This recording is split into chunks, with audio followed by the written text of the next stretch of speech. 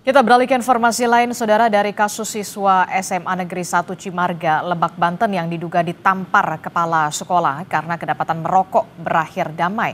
Penonaktifan kepala sekolah juga dibatalkan.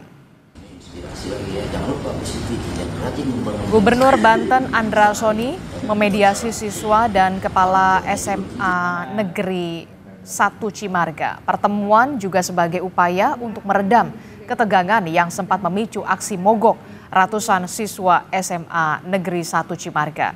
Dalam pertemuan, keduanya mengakui kesalahan dan saling memaafkan untuk berkomitmen menciptakan suasana belajar yang kondusif. Di dalam pikirannya itu selama 23 tahun ini itu terjadi, ya saya kan merasa sebenarnya tugas, karena kepala sekolah juga guru, maka apapun yang saya lihat itu adalah sebuah bentuk penyimpangan, saya harus ikut menegur gitu.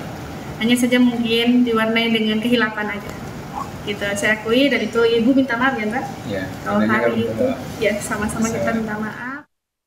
Ya, kejadian ini sebagai contoh, Indra yang melakukan pelanggaran disiplin di sekolah ditegur oleh gurunya menegur dengan kata-kata yang tidak bisa diterima.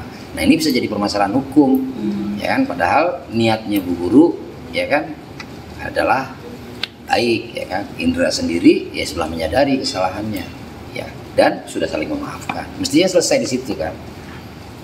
Nah, sampai terjadi mogok, ini kan mempertentangkan antara guru dengan murid, dan saya berharap mudah-mudahan tidak terjadi lagi.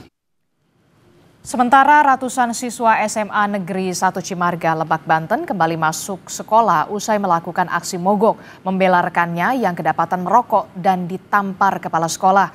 Siswa kembali sekolah setelah dialog antara siswa dan guru dilakukan bersama perwakilan Dinas Pendidikan Kebudayaan Banten untuk mencari solusi dan memenuhi tuntutan siswa.